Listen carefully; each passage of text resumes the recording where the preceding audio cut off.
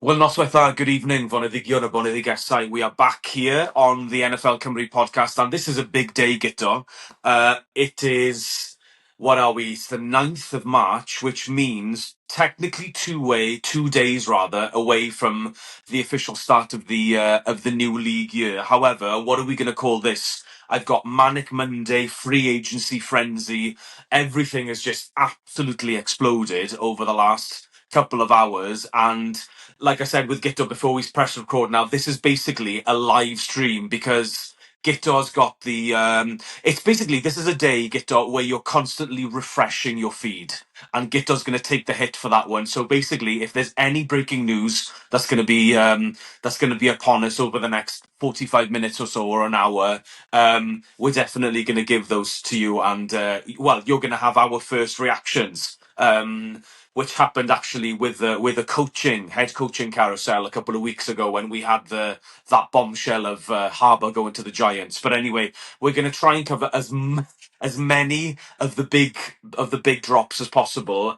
We've got around 50 to 20 names listed on our sheets, and there might be more, like I said, throughout this free agency episode. So anyway, Gito, apart from that, are you ready for this? Because this is going to be a wild, crazy, manic episode. And B, did you enjoy your weekend? Yeah, this is going to be a chaotic episode, I think. One of our chaotic episodes that we've ever done, but I'm looking forward to it, and I completely understand why this particular day, the first start of free agency, is your favourite day of the year. So, no, I'm looking forward to it. And yeah, it's been a pretty good weekend. It's been a lovely weekend. Getting ready for the madness that this week brings. So yeah, I'm ready to get on with it. We've got a lot to cover here today, and yeah, it's going to be a fun one. And just a quick one, David, before we do carry on. The Chiefs are giving free agent Travis Kelce a 1-year, $12 million deal. So there's your first bit of news to start off the episode. That's the first one. Yeah, fantastic. So basically, we've come up with kind of like a signal. So basically, whenever you see myself or Gito do this, a timeout, that means that we've got some breaking news. So fantastic. So that's the first one within the first 2.5 minutes of the show. I think it was kind of floated around the NFL earlier, Gito, that Travis Kelce was going to return to the Chiefs. I couldn't imagine him playing anywhere else. Apparently, there were other teams interested in him, but obviously he's going to retire a Chief, so he's back. They're going to run it back once more. So yeah, 1 year, 12 million. Really excited to see him back with Kansas City very, very shortly. But anyway, before we come to the rest of the blockbuster free agent landings, Skiptor, shall we start off with the major trades that have gone down pretty much over the last 2 or 3 days, or within the last 2 or 3 hours? Where do we begin? What was it, yesterday or the day before? I can't really remember. The massive, ridiculous trade. Max Crosby sent from the Las Vegas Raiders to the Baltimore Ravens for 2 first-round picks. I thought that was a joke, Kito. I genuinely thought that someone was trolling out there when I heard Baltimore had given up 2 first-round picks for Max Crosby. Don't get me wrong, a very, very talented player when he's not injured. And I couldn't believe when you told me, Gito, that he's only 28. I thought Max Crosby, with all due respect to him, was way into his 30s. It feels like he's been around the league forever. But Gito, surely 2 first-round picks. The Ravens have been fleeced here. 1 would have been enough potentially, but 2 is like, that's a bit steep for me. Yeah, it is. I thought Max Crosby was in his 30s as well, actually. And when I found out he's only 28, he is still in his prime. He's had a couple of injuries here and there as well. But 2 first-round picks for the 2026 and the 2027 draft. 2 first-round picks. I think that's an overpayment. I think that's a little bit over the top, if you ask me. Maybe 1 first-round pick would have been an acceptable deal. Would you have gone for this year or next year's? That's another conversation to have. But don't get me wrong, he's a great talent, Max Crosby. He's one of the best defensive player in the league. And yeah, the Ravens, they'll be laughing to land him. However, losing 2 first-round picks is, for me, that's a little bit of an overpayment there. I think the Raiders are laughing about that one as well. Just a quick praise up to Joe Burrow as well, that he has to deal with Max Crosby, Miles Garrett, and TJ Watt as well. So he's going to have to play those 3 players twice in one season. So yeah, praise up to him quickly about that one. But yeah, Max Crosby to the Ravens, 2 first-round picks is probably as ridiculous as it gets here. But no, the Ravens got their player, and the Raiders have got their 2 first picks. The Ravens were also due in number 14 in the draft, so that's the Raiders with 2 first-round picks this year in the top 15. So they could do a lot with those 2 picks. So it'll be interesting to see what they do. Yeah, that's a massive Arsenal, isn't it? Because obviously they're gonna get their QB Mendoza, and like you said, they're gonna get a pretty much a top quality first round pick, because 14 is really really good as well.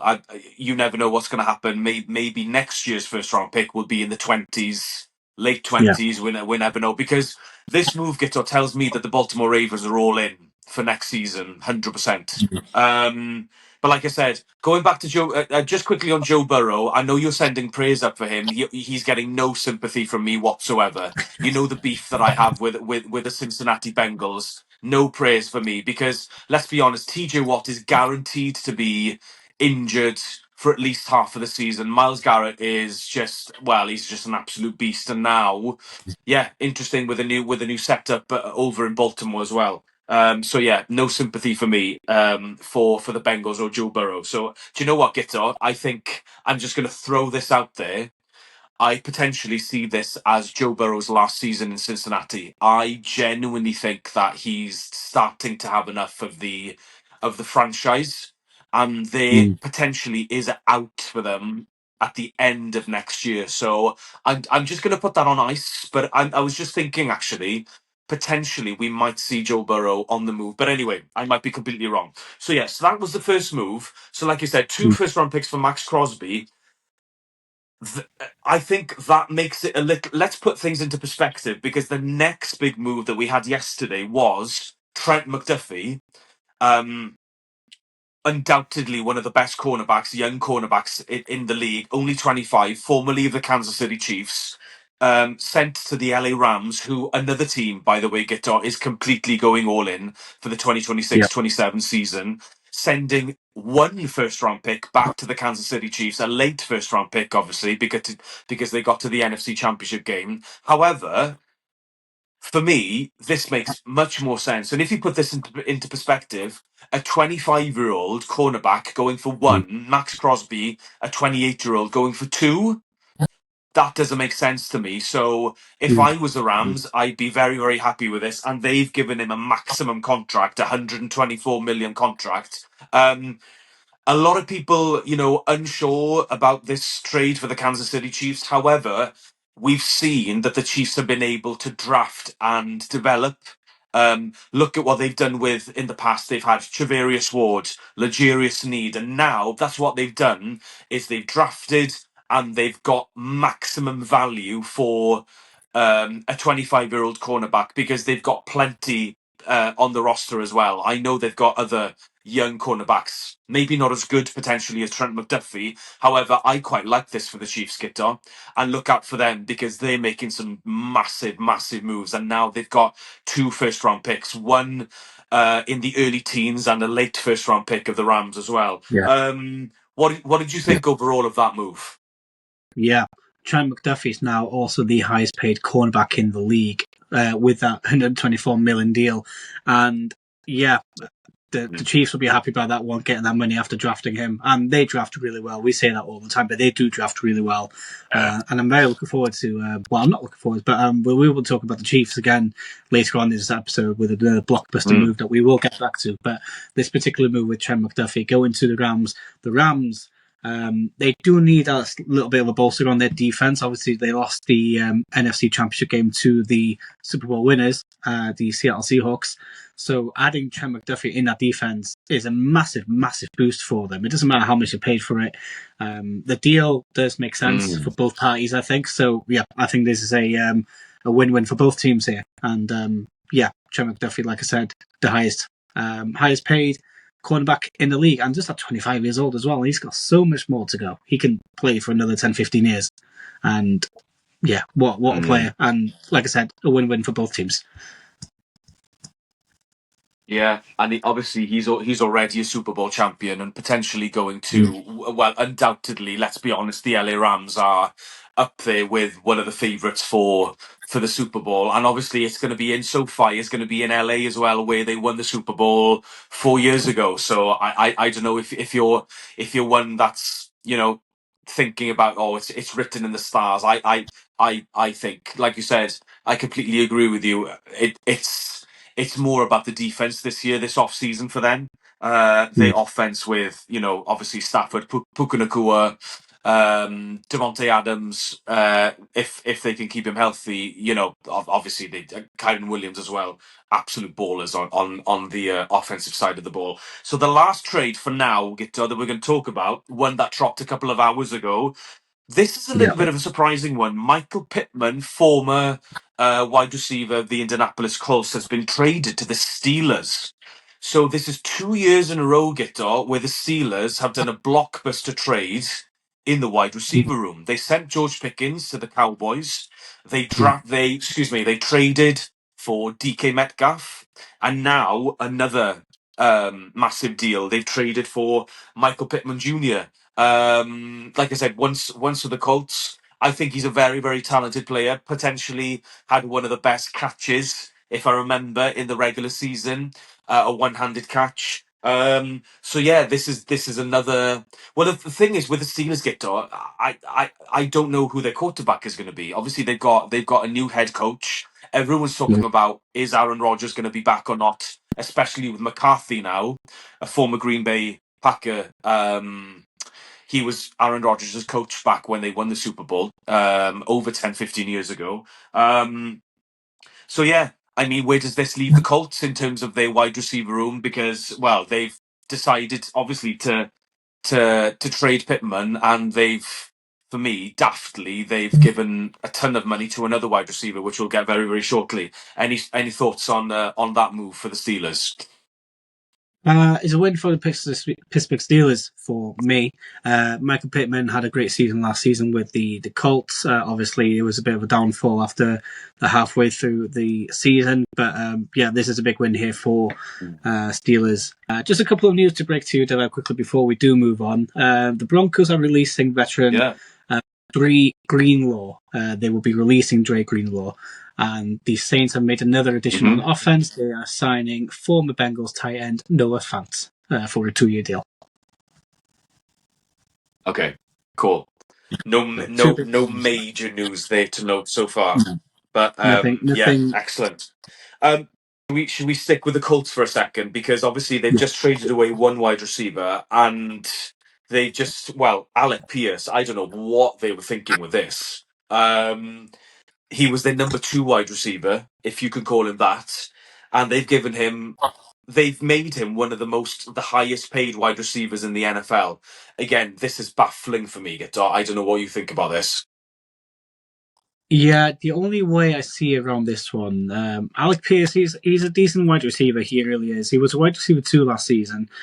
The Colts probably see something in him and has massive plans for him. The only thing I can think of with this move, obviously they've sent Michael Pittman Jr. to the Steelers. They want to keep Alec Pierce just to keep that little bit of a core wide receiver room that they had last season. Maybe they work, because apparently Alec Pierce did have offers around the league as well, but Alec Pierce wanted to stay here. Apparently he was offered more money elsewhere as well. So his heart is actually set here in Indianapolis as well. I was thinking that maybe the Colts were trying to play around that. If they made him one of the highest paid wide receivers, then nobody else will be able to afford him. But with so much money in the league anyway, probably half the team could be able to afford him. But yeah, no, I wasn't too sure when I read this one, but it's one of them things. We're used to seeing players and wide receivers with big deals, and this is another one that's happened in the space of 24 to 48 hours. There's a $114 million deal and a few years on that as well. So yeah, the Colts have their wide receiver for the next few years. Right. Should we just take a time out there because we need to talk. We need to talk about our teams, Guto. What are the Dolphins at the Atlanta Falcons been up to over the last 24, 48 hours? If you don't mind, Guto, I'm going to start off because I'm obviously going to. There is a connection for those of you know what we're about to talk about. So Guto, for first and foremost, what am I going to do with this? Because it's the end of one era and the beginning of a new era in Miami. Obviously, we'd mentioned this, and we knew that. I mean, the Dolphins had made it very, very clear that Tua wasn't in their plans going forward. And to be honest with you, the Dolphins over the last couple of days have released 6 or 7 of major players. So they've gone in a slightly different direction that I was expecting it to, because I know we've been talking about. Top free agents. Malik Willis was on top of that pile. And for no second did I think that the Dolphins were interested or had the means in terms of cap space and money to be able to sign him. However, how wrong was I? Because an hour ago, it was announced that Malik has actually signed with the Dolphins.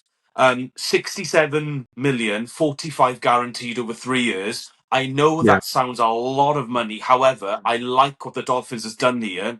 They've given him a massive signing bonus, which means he's only down for 6 million for this year on the cap. And I think it jumps up to like 18 or 20 next year. However, they could easily restructure, and there's an out after 2 years. I know a lot of people have been saying, well, the sample size is very, very small, 6 games. Some of that looks really, really good with the Green Bay Packers. He's a dual threat court. It's so different, Gito, to what we've been used to with Tua over the last 5 or 6 years. Can I say that I'm excited? Not yet. I think anticipation is the word because, like I said, cutting Tua has left us with a dead cap of close to 60 or 70 million. It'll be 99 million over 2 years. So obviously the Dolphins are in a massive rebuilding stage. However, one thing that I didn't expect was they were going to target a QB this year and target Malik Willis. So I'll definitely take that guitar. So, in order to get this done, they sent Minka Fitzpatrick to the Jets, and that's how they got some cap space, around 5 or 6 million, in order to go out and get Malik Willis. So, yeah, didn't expect that to happen.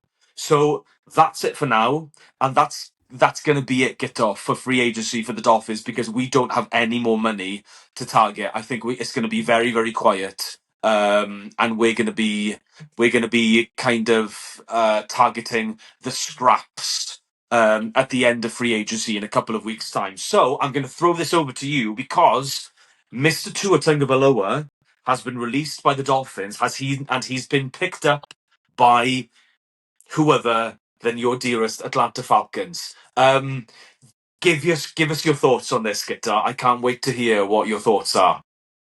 I think I'm still trying to digest and comprehend that Tua is actually coming to us to Atlanta. Yeah, I'm going to be completely honest. At the beginning of this, even mostly now, I'm not. This doesn't excite me. I'm finding it really difficult to be excited by having Tua coming into Atlanta. It doesn't bother me that we have 2 left-handed quarterbacks. It doesn't. I was worried that he was going to have a multi-year deal. It's only a 1-year deal, and it's for super cheap for 1.5 million deal as well. So I have to take that into consideration now. I'm going to talk about the positives a little bit because although Tua's had a rough couple of years, the last couple of years, but he's been with Miami for 5 years, and he is a decent quarterback. He's got 5 or 6 years experience in the league. He's taken Miami to the playoffs, I believe. And he can win games. So it's not like we've got one of the worst QBs in the league. It's the injury prone that concerns me, and the fact that we've got two injury prone quarterbacks in our QB room. We went from Kirk Cousins, who can't play a full season, to having two injury prone players. Two are probably still in his prime, but is his prime that he's an injury prone player that one knock to the head can lead to a concussion? And I don't mean that in a disrespectful way at all, but that's the fear that as fans will have to get used to. He can play in warm weather. It's always warm in Atlanta. He can play in a dome. And most of our fixtures next season are in hot weather, including our trip to Spain, which has been confirmed last week, by the way, that the Falcons will be playing in Madrid. So, yeah, that'll be a good one there. So Tua will be playing the same as last season. But yeah, I'm glad it's a 1 year deal, a 1.5 million deal. He'll still be paid $50 million from Miami, and he's going to be getting paid $1 million from us. So it's not like he's not losing any money, because obviously you're the situation with the contract with Miami. But yeah, I'm still finding it difficult to get excited about this. I still think Michael Penix Jr. is our guy. I still think he is going to be our QB for the future. I'm not sure what the plan is, if Tua is going to be our guy or not for the whole season. That's something that we'll have to wait and see. I was under the impression that Michael Penix was making good progress with his injury and he was going to come back ready for week 1. But there might be some doubts here, so we need someone who's got a bit of experience into a Tagovailoa. But yeah, it's a bit of a strange move, but I'm still digesting it at the moment, trying to get excited about it, but it's the injury that scares me the most. And from what I've read online on the internet, a lot of the fans are kind of on the same wavelength as that as well. So, but yeah, it's just one of them things. So we'll have to wait and see. I personally didn't think that Matt Ryan was one of Tua's fans, to be honest with you. There's a clip going around from a few seasons ago when he wasn't basically he was kind of just saying what Tua was doing wrong, that he wasn't playing his best. I think he was just talking about one of his games, and it wasn't one of his best games, so he kind of dig into that really bad. So I didn't think that. But then again, I don't think it was Matt Ryan's decision. It could be Cunningham's decision, our new GM. But yeah, it's one of them things. I'm, like I said, still digesting it, but I'm going to have to get used to the fact that you can send your jersey to me through the poster, because I'll be wearing it. I'll just paint it red. And it's one of them. To us in our books, I'm going to have to support it. I'm going to have to back it. Obviously, we've got a new coaching staff, and a lot of changes are going to come with that. Not what I expected with Tua, but yeah, there we are. So Tua is a Falcon for the year, at least. Yeah, I mean, look, in terms of Tua, Guto, I know there's a lot of baggage that comes with him in terms of, injury worries. I've been a witness over the last couple of years, especially during last season, 2025-26. His decline was quite alarming. And maybe the injuries were catching up to him, and especially down to the end. When you get to late November, early December, he wasn't actually able to produce the power through his hip, through his throwing motion, and to throw further than 30-40 yards, which is quite worrying. However, if you think about it this way, Gitter, I think even if Michael Penix Jr. isn't ready for week 1, Tua is probably one of the best backup quarterbacks you can get out there. He's a system quarterback. Like I said, he's perfect for a dome atmosphere. He was basically, we knew he was going to be released by the Dolphins. I saw him either going to somewhere like the Saints, the Falcons, or potentially somewhere like Minnesota or somewhere like that, So yeah, it makes sense that he's landed with the Falcons.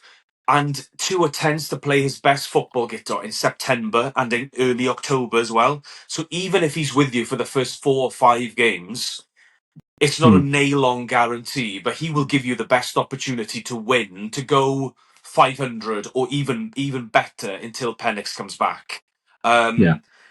So it's not I don't it's not the worst position to be in, if I'm honest with you. I think, like you said, once you have some time to kind of soak it in and kind of process it, it's actually not a bad deal. And like you said, 1.5 million only books because the Dolphins are paying 54 million of his salary. That's an absolute steal for even for a backup quarterback, you know. Yeah.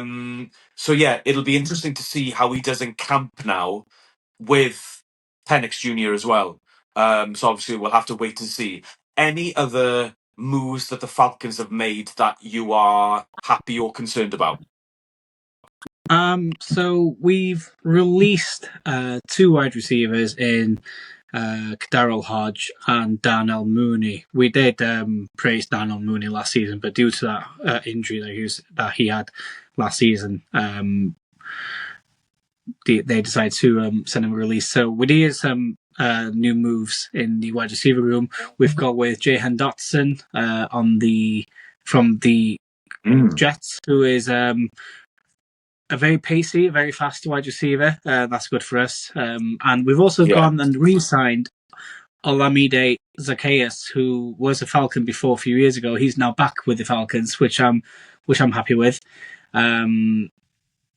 We've gone with a new kicker again. The kicking situation in Falcons the last 2 seasons has been horrific, so we've gone with another kicker in a senior, Nick Folk, who came from the Jets again. And if you remember from last season, that's the kick. He scored a 60-yarder against us to win the game for the Jets, which it was a game that we should have won.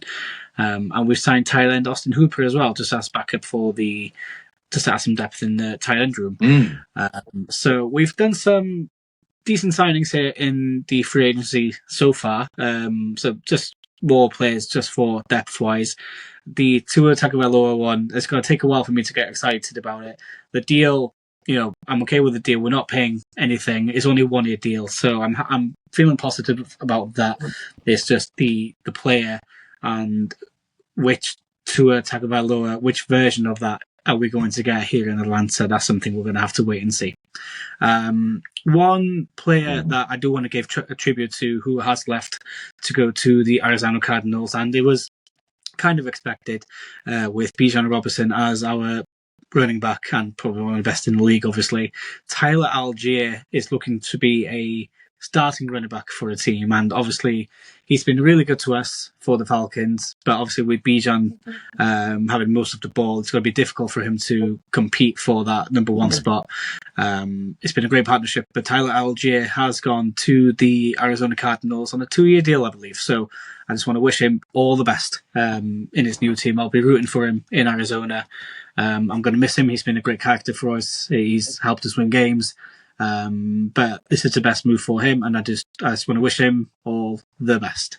On Tyler Algier, Guto, I completely agree. I think he's you in Atlanta potentially you had 2 number 1 running backs, so now he gets his opportunity because I'm pretty sure James Conner is coming to the end of his tenure potentially with Arizona. So I could see him explode in Arizona because they're going to be reliant on the run game big time, and they have, and to be honest with you, it happened the same when James Conner switched from Pittsburgh to Arizona. I think he had a fantastic couple of years there. He was very, very successful, and I'm sure that Algier is going to have and I hope rather that he'll have exactly the same, if not more, success in Arizona. So absolutely tip of the cap to him. All right, Guitar, let's get into the meat and bone per se of the free agency tracker. We are thinking of friend of the pod, Christy here, a fierce Tampa Bay Buccaneers fan, and more than that, her hero, Mike Evans. I did not see this coming, Guitar. He's left Tampa Bay after 12 seasons, I believe, and he signed with the with the 49ers, I believe, what is it? A 2 or a 3 year deal? I can't remember. I was convinced that Mike Evans was a Buck for life. I knew there was noise and there was rumors that he was going to be exploring free agency just to see what's about here and there. But this is a big loss for the Tampa Bay Buccaneers. Thoughts and prayers goes to our good friend Christy. I've been following her on Twitter, and she's clearly taking this to heart. So it was a $63 million deal for 3 years. So, yeah, like we said, thought and prayers to our friend Christy, and Mike. He's got. I think Mike Evans is still going to be a problem in the NFL, even with this new team now, the 49ers. I still think he's going to be in massive trouble. In terms of if San Francisco is still contenders, obviously that division now is going to be very difficult. Obviously, with the Seattle Seahawks, who are trying to win to defend their Super Bowl, the LA Rams obviously boosting up the defense as well. So that's going to be a tough challenge on Mike Evans and the rest of the team as well. So it will be interesting to see. I think out of those three teams, the San Francisco 49ers might be the weakest one of the three slightly. But adding Mike Evans to the team is a big boost for them. And a lot of the Buccaneer fans are looking into the coaching and the office staff, wondering why are you getting rid of Mike Evans. So there might be a lot of tension going on into the new season for the Buccaneers and their fans. So, it'll be interesting to see how that one plays out.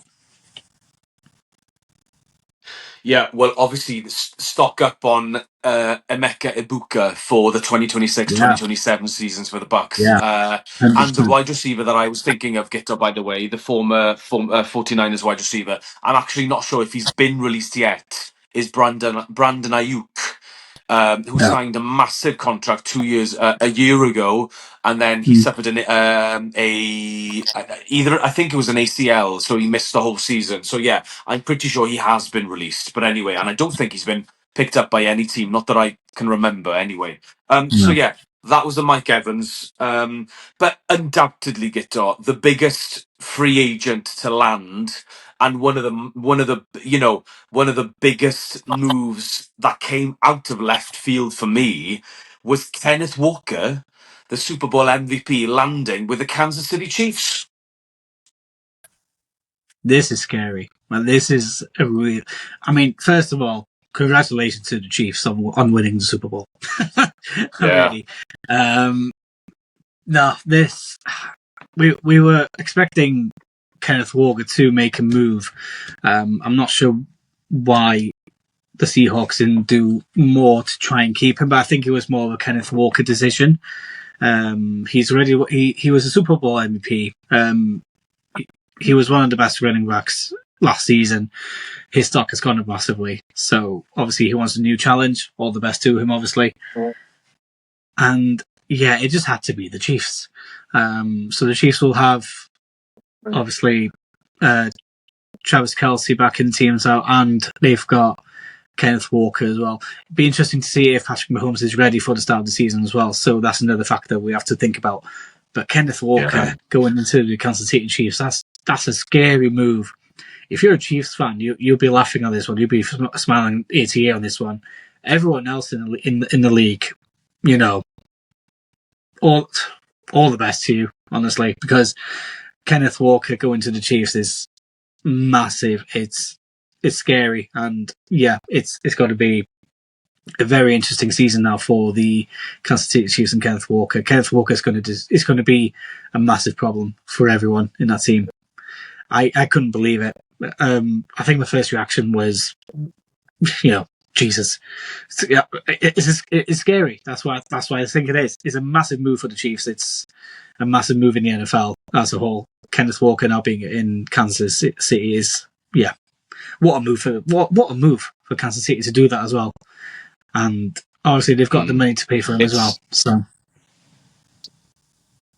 it's a match made in heaven for me, Andy Reid, Kenneth Walker, because I know Andy Reid loves using his running backs in different ways. Yeah. That's let's be honest, Gito. That's the one thing that's been holding the Chiefs back over the last couple of seasons is the lack of running game.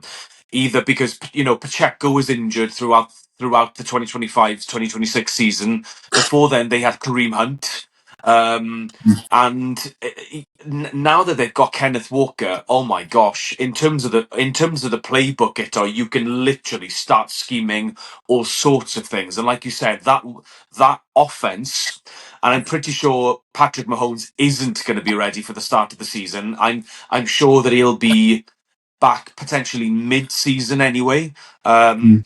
But if you think of that offense now, that the only thing that I would say is now they're going to be reliant on the O line, because Kenneth Walker is obviously, in terms of his vision, it's absolutely fantastic. That's why we saw him shine in the Super Bowl, and he's a really patient runner, isn't he? It's almost like he's walking up to the line, waiting for that gap to emerge, and then the burst and the power is incredible. So I can't wait to watch the Chiefs.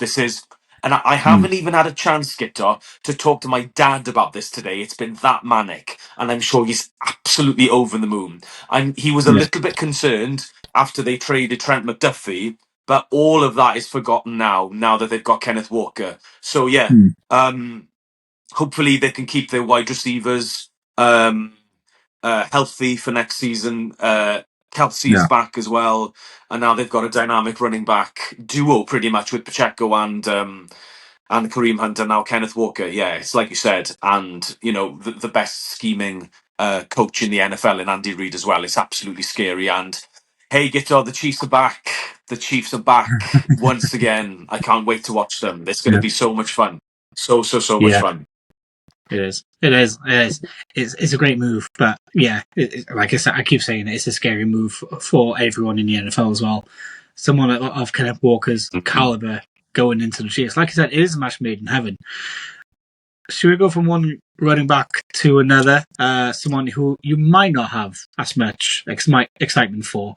Our good friend Kenan Anwell from Eddie Helmet Defeater is very excited about this one. I think this Yeah. running back is a great talent. You might have other opinions about this one. Travis Etienne has signed from the Jacksonville Jaguars to the New Orleans Saints. I think I do like this one. I think this is a great boost for the Saints. They've also signed defensive guard David Edwards from the Buffalo Bills. So that's two major signings there for the New Orleans Saints. What do you make of this one, Duet?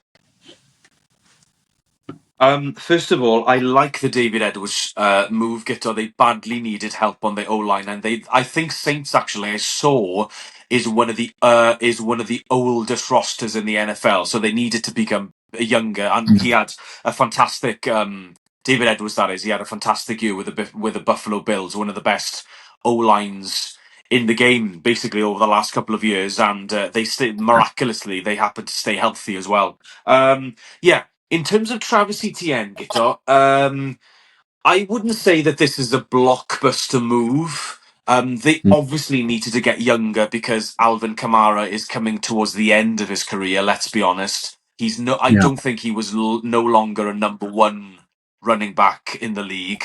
Um, but yeah, I mean, let's be honest. Travis Etienne had for spurts of last season, he was exceptional. He was very very good. Not sure if that is down to the scheming and the offensive mind of Liam Cohen, or that was down to ETN actually, hitting some form. Obviously, we'll find out very very shortly. But yeah, I mean, obviously, I'm not here to put a dampener on the Saints' moves at all. I just think they have so many needs elsewhere. But I can't say anything get up because so are the Dolphins. I mean, the Dolphins have, I think, only 30 players on the roster at the moment, so we need to find 30 or 40 more players, and obviously we're on a budget of 5 million, so we haven't got anything to say because let's be honest, we've mismanaged the cap over the last 3 or 4 years, and this is why we're in a sticky situation to say the least. So yeah, but I really really do like the David Edwards move for the for the Saints on this. So yeah, Canaan, if you're listening, I'd pump the brakes on the Travis Etienne, but hey, let it loose with the David Edwards move. Absolutely. Yeah. Yeah. The Baltimore Ravens have lost two players, two personalities, I'd say, from one end of the team to the other. We'll start off with Tyler Linderbaum with the $81 million 3-year deal move to the Las Vegas Raiders. Obviously, they're splashing the cash again on that one. So yeah, Tyler Linderbaum has gone to the Raiders, and I'm personally a big fan of this one. Isaiah Likely, the wide receiver, keeping this connection with John Harbour, has gone to the New York Giants for a $40 million deal. Looking at his stats, he only scored one touchdown last season, but the season before that, 2024, he did score 6 touchdowns. So maybe some more of an opportunity to get more of the ball here with the New York Giants, obviously with Malik Neighbors coming back as well. But it could be a great wide receiver partnership there with two of them, with Jackson Dart coming back, being back as well. But yeah, Isaiah Likely, like I said, keeping that connection with John Harbour. So that's two players that's gone from the Baltimore Ravens. And obviously they've waited those 2 first-round picks for Max Crosby as well. So be interesting to see what season the Ravens have. Any thoughts on those 2 moves, David? I just think that the Linderbaum move is a little bit of a strange one for me. I know. I mean, it's you have to follow the money. But do you really want to go to the? I mean, who would want? With all due respect, who would want to go to the Raiders at the moment? And I know they're rebuilding, and they've got a massive arsenal of picks. But yeah, I don't know. I think he's definitely one of the best centers in the NFL. Get outside of Creed Humphrey. So yeah, they've struck gold. And let's be honest, the Raiders need all help possible with their O line. They've had an absolutely shocking O line for such a long time, and especially if they are going to if they're going to use a number 1 pick on a QB, you might as well get a decent offensive line. So at least that's a good start. I love the Isaiah Likely move, Guto. I love what the Giants are doing so far. When healthy, their roster can look absolutely stacked. Cam Scaraboo, Jackson Dart, Malik Neighbors, and now Isaiah Likely. I love this, Guto. Slowly but surely, under the radar, the Giants are making some moves, and obviously they've landed Harbour as well. I am intrigued. They might not get there this year, but look out for them over the next couple of years. Obviously, that is down to the development of Jackson Dart, and obviously, I think both of us are very excited for what we've seen during last season. He just needs to be very, very careful when going into contact. He needs to look after himself, obviously. But apart from that, Isaiah Likely, love the move. Love the money as well. Not too expensive for a tight end. And Likely, you mentioned he only scored 1 touchdown. He was out injured for the majority of last season. That's why his numbers are down. But before that, he was absolutely lights out with Andrews as well in Baltimore. So yeah, absolutely love that move for the Giants. Yeah, me too. I have a bit of a soft spot for the Giants team. I've had a soft spot for the Giants team anyway, but yeah, I do love this. I love Jackson Dart. I adore Jackson Dart, and I love Malik Neighbors as well as a wide receiver.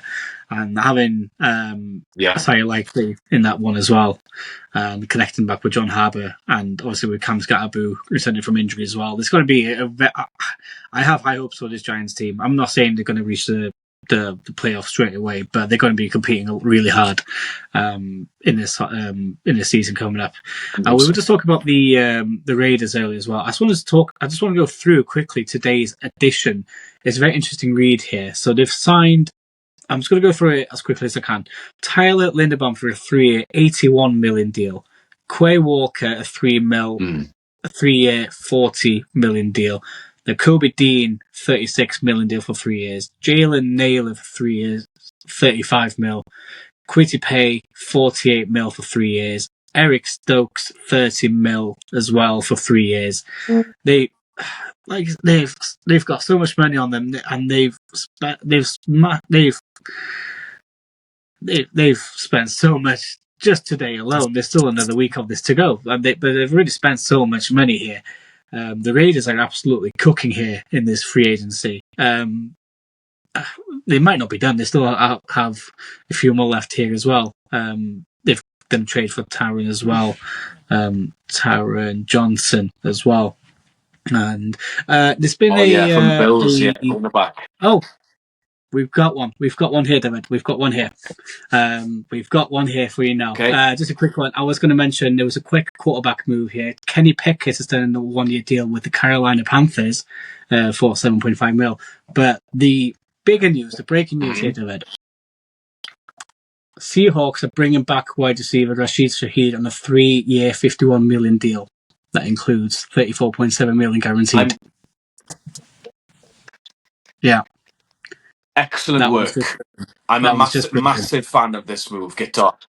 Yeah. Our good friend Canan Anoil, I can smell and I can feel his tears from here, because just for a half a second, when he saw the news that that Rashid Shaheed was going to test free agency, just for a second he was like, I think he said, "Come back home."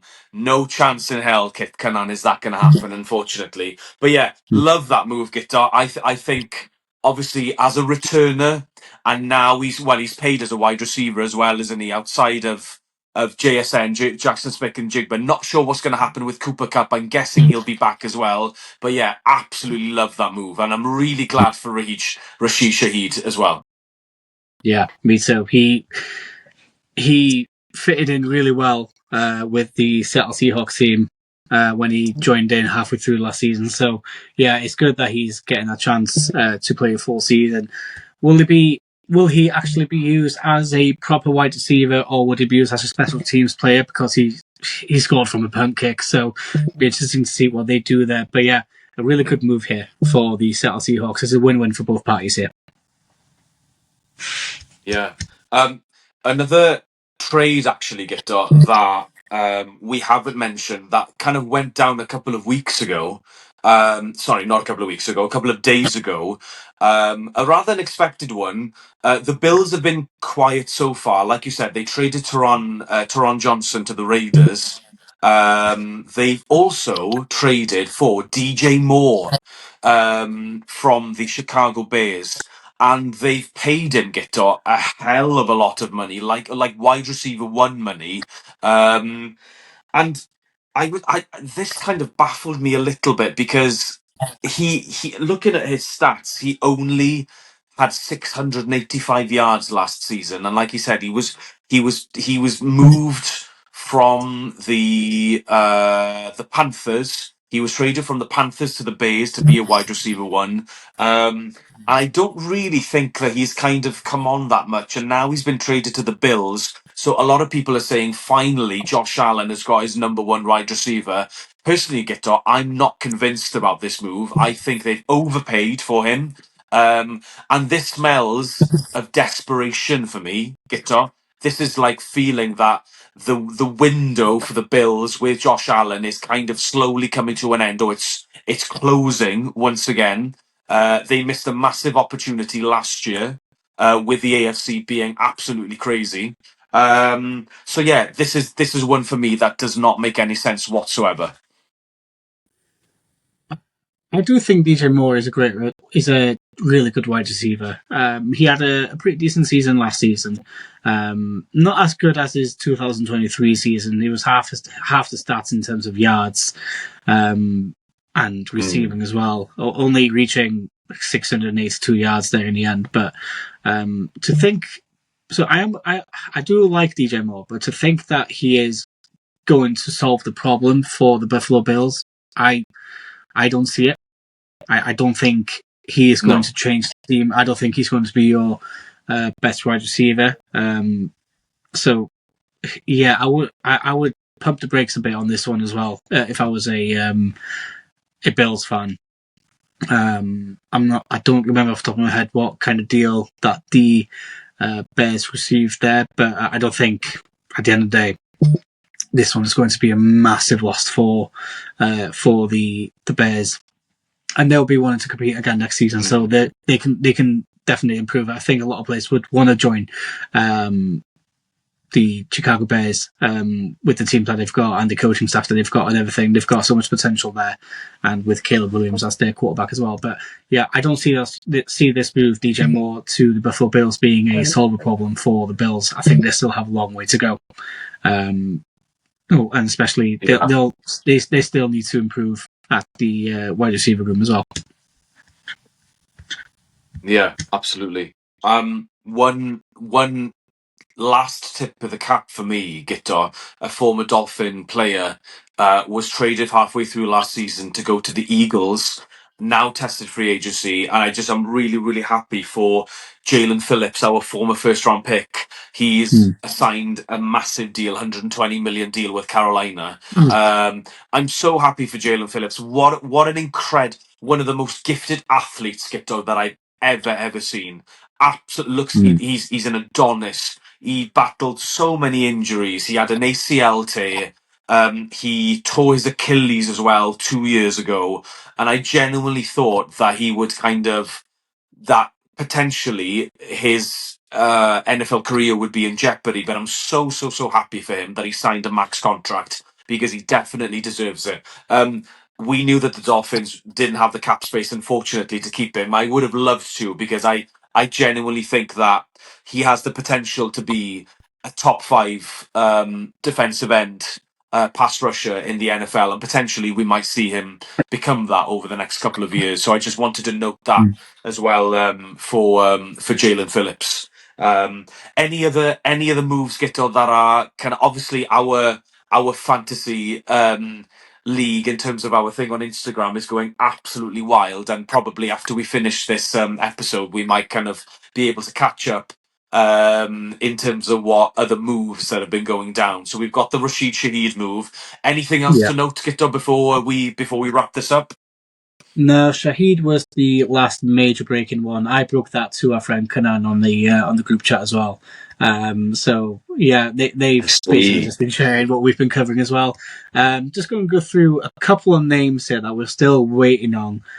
Some couple of players that are still waiting to be maybe re-signed or moved to another team. Trey Hendrickson, the edge rusher for the Cincinnati Bengals, still waiting for a team here. Kyler Murray, one of the quarterbacks, that's still waiting for a new team. He has been released from the Arizona Cardinals. Linebacker Devin Lloyd for the Jacksonville Jaguars. He's still waiting for a deal to be done somewhere. I'm just going to go through down the wish here quickly. Nick Cross, a safety. Romeo Dubes, wide receiver for Green Bay, still waiting as well. If there's another name here, Joey Bosa still hasn't got a deal for the Buffalo Bills either. So he'd still be waiting and seeing as well. So there's still a couple of names here that could either re-sign for their team or make the splash elsewhere.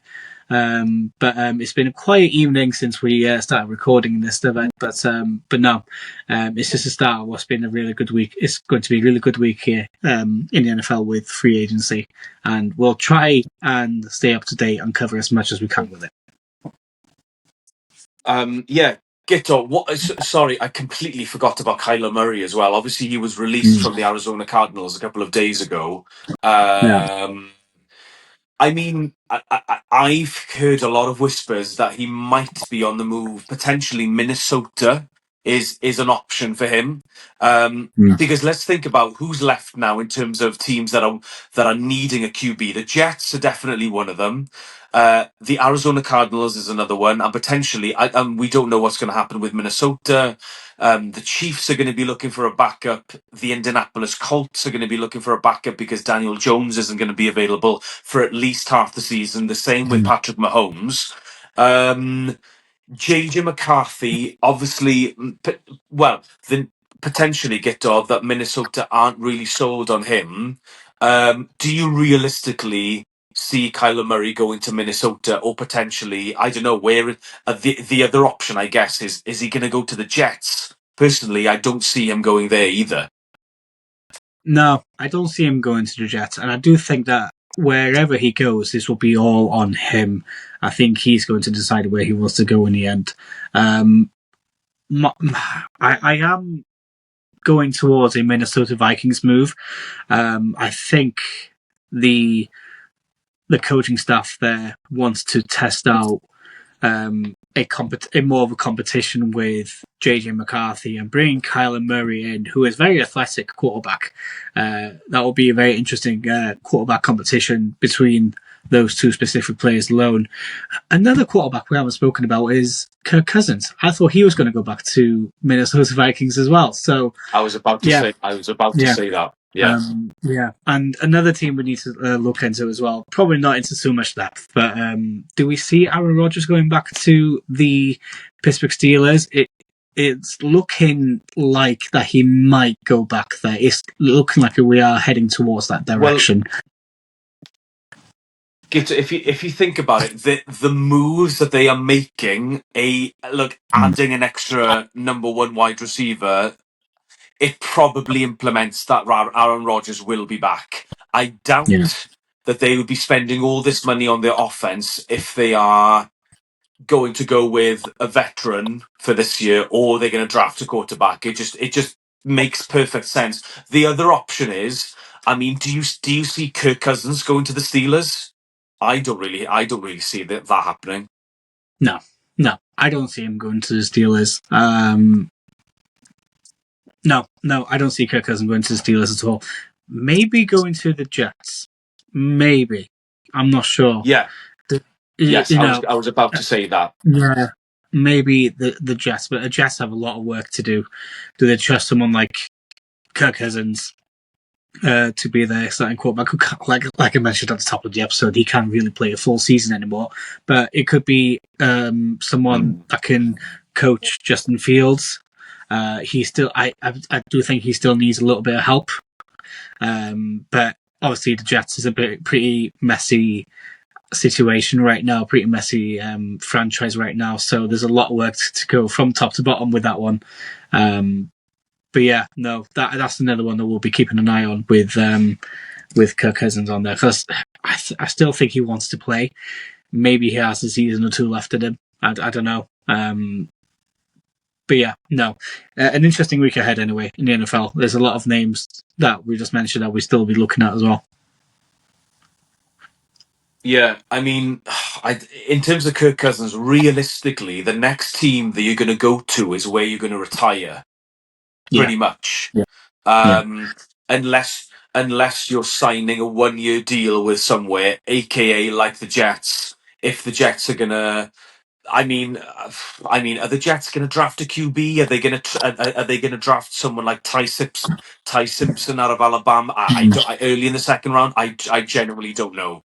I don't know what the Jets. The thing is, Gito, is with all due respect, who would want to go to the Jets right now? Like you said, such a dysfunctional franchise, and we have to remember that they've got two first round picks, if not three first round picks over the next 2 years as well. So they have the means of, if they wanted to trade up for someone, they could do that either in this trade or in next year's, or in this year's draft rather, or in next year's draft. But I'm pretty sure that they would potentially have a top five pick in next year's draft as well, along with the Dolphins. But anyway, so yeah, I genuinely don't know what's going to happen. I think it's 99% that that Aaron Rodgers is going to go back to Minnesota, go back to the Steelers for another year to finish it off. Um, yeah, Kyler obviously potentially might go to Minnesota. I think you said, Gito, before we pressed record, that the Arizona Cardinals are potentially thinking of bringing Jacoby Brissett back for another year. Arizona Cardinals have signed a 1 year, $8 million deal with Gardner Minshew. But Jacoby Brissett will still serve as the starting quarterback for next season. Interesting. Mm, Interesting. yeah. I mean, let's be honest. I mean, yeah, to be honest with you, outside of Kirk Cousins, really, now that they've released Kyler Murray, I mean, gosh, the options are pretty slim. Let's be honest. So yeah, I'm not really surprised, and obviously they'll be targeting a quarterback potentially in next year's draft. I think there's obviously more, unless they do, unless they draft someone like a Ty Simpson in round two, or Kyle Allen or something like that. I'm gonna I haven't really started on my draft. Um, Things Gito yet, because obviously we're still in free agency, and I haven't really kind of I've heard some of the mumblings in sort of in terms of top 10 and the lack of QBs and things like that, and a lot of people saying that it's a weak draft this year, and next year's draft in terms of QBs is going to be far better. But still, we've got some, yeah. I think we've got a lot of good defensive players in this draft, I believe. So yeah, those are all the moves that we can kind of report to you, either literally as they go down, or have just been going on over the last couple of years, a couple of days, if not hours. Um, Potentially, we'll have to do a free agent frenzy part two, get up, because, like you said, this is not over, by any space of imagination. But in terms of some of the moves, I mean, obviously the cap number keeps going up every single year. I think obviously it's hit 300 million for the first time this year, so that keeps Yeah. going up. So obviously the money that's going to be shared around the leagues is getting ludicrous at the moment. Like we said, like we've seen with who is it, Alec Pierce, becoming one of the most decorated, one of the most highest paid wide receivers in the NFL. You just kind of, the market is the market, as they used to say. So yeah. Just lastly from you, Guitar, what's the biggest free agency move for you so far? The biggest move for me so far, I can't look past Kenneth Walker going to the Kansas City Chiefs. That for me, it's many things. It's a match made in heaven. It's a scary move, scary signing, and yeah, the Chiefs have, they've put everyone on notice now. They're not messing about. They want that Super Bowl back again. So yeah, Kenneth Walker going to the Chiefs. I love that one, and yeah. Mike Evans to the 49ers after 12 seasons with the Buccaneers as well is an interesting one. There's me thinking that Mike Evans is going to be a Buccaneer for life, but after 12 seasons, he decides to move on to the 49ers. And I do want to praise Isaiah Likely as well, from the Ravens to the Giants as well, boosting that Giants wide receiver room. I do love that one as well. So, yeah, some interesting moves so far in this free agency frenzy. Wild Monday that has already been. So, yeah, and I think there's more to come. I still think there's a lot more trades, a lot more movements to go. And yeah, exciting times here in the NFL. People wonder what happens between the Super Bowl and the new season. There's a lot going on. And it's one of the best times of the year as an NFL fan as well. So yeah, it's a great time. Yeah, absolutely. Like, we're gonna, well, for the rest of the day and potentially tomorrow and the next couple of days, we're constantly gonna be refreshing our page, and obviously Gitto's gonna be on top of the moves on social media. I know you posted a few today, Gitto, but the problem is a lot of them were stacking out. So it's probably you're once you've stopped typing and posted one, the next one is coming, straight after each other. My top move for me, Gitto, like you said, I agree with you. Outside of Kenneth Walker, I think the Trent McDuffie one is really, really interesting. It shows us how all in the Los Angeles Rams are for next Yeah. season. You saw how close they came to, and let's be honest, a lot of people, I think we were all inclined to say that the real Super Bowl was the NFC Championship game between the Rams and the Seattle Seahawks, the two best teams in the NFL last year. So to add Trent McDuffie to an already stacked roster, and the Super Bowl, like I said, being back in SoFi in LA for next year, it's kind of written in the stars that the Rams are definitely going to be one of the favourites going into next year. But yeah, I like I said, I love the move. I'd love to see what the Chiefs are going to do with that number one pick. Potentially, they're going to target. They're going to need to target that O line, most definitely. Will they go for it? Will they go for another cornerback? Because like I said earlier, they draft and develop cornerbacks. They draft and develop players right, left, and centre. It's absolutely ludicrous. Or will they go for another wide receiver getter? That's another option that I potentially might see the Chiefs targeting in the draft that will be coming up next month. The draft is in April, so it's going to Yeah. come. It's going to come around really, really quickly. Very, very shortly, we're going to be moving off to doing some draft work. But yeah, that was our free agency frenzy episode. Part one, potentially there might be a part two. We'll see. We'll see what comes over the next couple of days, and we'll keep you posted. Look out for any updates. Like I said, with Get on social media, we're on Instagram. We're on X as well, and this episode will be on YouTube in the next couple of days. And anything else from you, Guitar, before we leave?